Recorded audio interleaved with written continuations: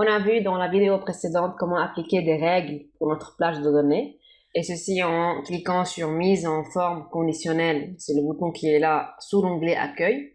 Donc on a cliqué là-dessus, on a choisi nouvelle règle, et puis après on est venu voir toutes les options qu'on a ici en ayant cliqué tout le temps le premier type en haut. Ça veut dire le type mettre en forme toutes les cellules d'après leur valeur. Ce qu'on va faire maintenant, c'est aller voir tous les types restants.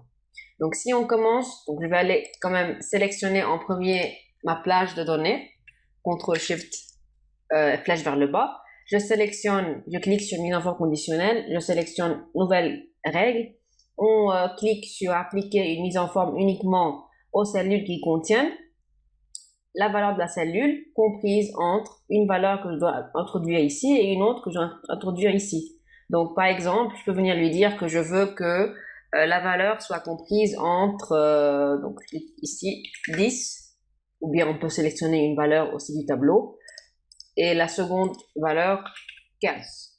Donc voilà, il va aller appliquer un format pour les cellules qui contiennent des valeurs comprises entre 10 et 15. Et puis là, on peut aller changer le format comme on veut. Donc si on clique sur format, on peut aller par exemple choisir de remplir notre cellule avec du vert et appliquer une bordure. Et pour la police, je peux venir demander que ça soit en italique et voilà. Donc si je clique OK et si je clique OK, donc évidemment on peut aller voir maintenant que les cellules qui ont des valeurs comprises entre 10 et 15 ont suivi le format que j'ai demandé. Donc voilà pour le deuxième type dans la mise en forme conditionnelle. Si maintenant on regarde un autre type, donc le type suivant, donc avant de cliquer sur le bouton mise en forme conditionnelle, je vais sélectionner ma plage de données, donc cette fois-ci c'est la colonne O, donc la note 11, CTRL-SHIFT flèche vers le bas, je clique sur mise en forme conditionnelle, nouvelle règle, et cette fois-ci on choisit le troisième type. Donc ce troisième type va me permettre d'appliquer une mise en forme aux valeurs situées dans la plage des premiers ou bien les derniers. Ça veut dire que Excel va venir sélectionner les 10 premières valeurs ou bien les 10 dernières valeurs et appliquer un format que je spécifie ici.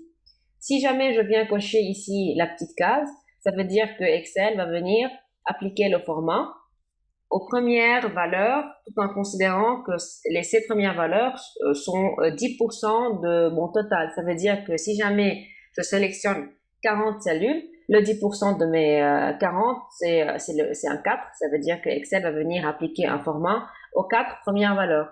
Donc, si jamais, donc ceci va être appliqué si jamais on coche ici la petite case. Sinon, ça va être le nombre tel quel. Ça veut dire que le format va être appliqué aux 10 premières valeurs. Sinon, je peux venir écrire aux 5 premières valeurs. Donc, ça dépend du choix ou bien du nombre que je veux.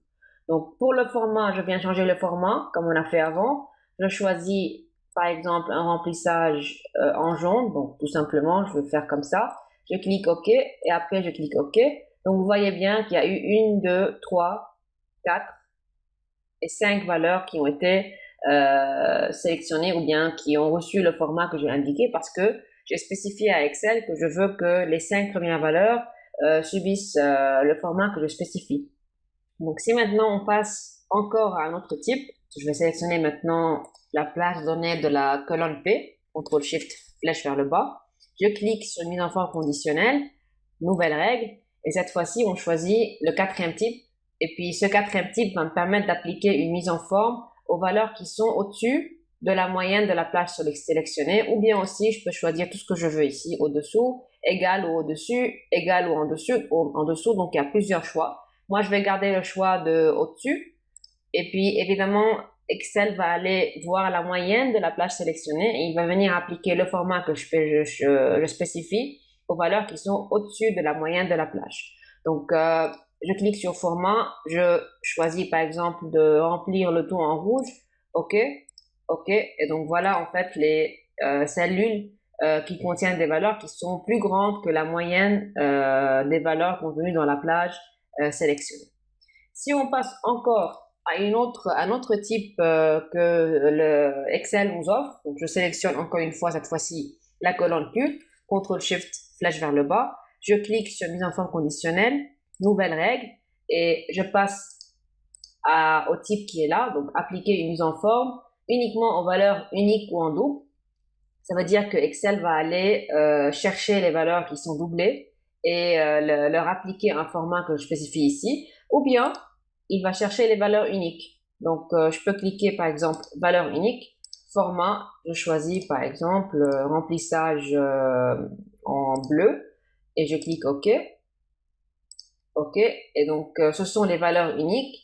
Et sinon, toutes les autres valeurs sont doublées. Par exemple, vous voyez bien que là, j'ai un 9 et un 9. Il y a plusieurs valeurs du 9. Et en haut aussi, donc il y a plusieurs valeurs. Et puis ce sont uniquement ces valeurs qui sont uniques. Donc voilà un autre type que Excel nous offre. Et finalement, si on regarde le dernier type offert par Excel, donc je vais sélectionner la dernière plage donnée, la colonne R. Je clique sur mise en forme conditionnelle, nouvelle règle, et cette fois-ci, on va aller voir le dernier type qui me permet d'utiliser une formule pour déterminer pour quelle cellule le format sera appliqué. Ça veut dire que je peux venir cliquer sur la petite flèche qui est là, j'impose une formule ou bien je définis une formule, et puis Excel va aller voir si les cellules sélectionnées respectent ou pas la formule que j'introduis ici. Et si jamais les cellules respectent cette formule, alors là, le format que je spécifie va être appliqué. Donc, par exemple, ici, pour introduire la formule, je commence par cliquer sur égal. On verra dans une autre vidéo comment introduire les formules. Donc là, je fais une petite introduction. On commence par égal. Et puis après, par exemple, je clique sur la cellule R2. Il faudra enlever les dollars. On verra par la suite c'est quoi ces dollars et qu'est-ce qui se passe si on dollarise un nom de cellule. Et après, je clique plus grand que 10 par exemple. Et puis voilà ma petite formule. Je spécifie le format, par exemple une couleur bleue, et je clique OK. Et vous allez voir que les cellules dont les valeurs sont plus grandes que 10 ont été remplies par la couleur que j'ai spécifiée. Donc, ce sont les cellules qui ont respecté la formule que j'ai introduite. Donc, voilà le dernier type qui est super intéressant que l'option mise en forme conditionnelle nous offre. Une dernière chose, avant de terminer avec ce bouton, si vous cliquez sur règles de mise en surveillance des cellules et vous allez dans autres règles, automatiquement, la même fenêtre qu'on a vue maintenant va être ouverte avec le deuxième type sélectionné.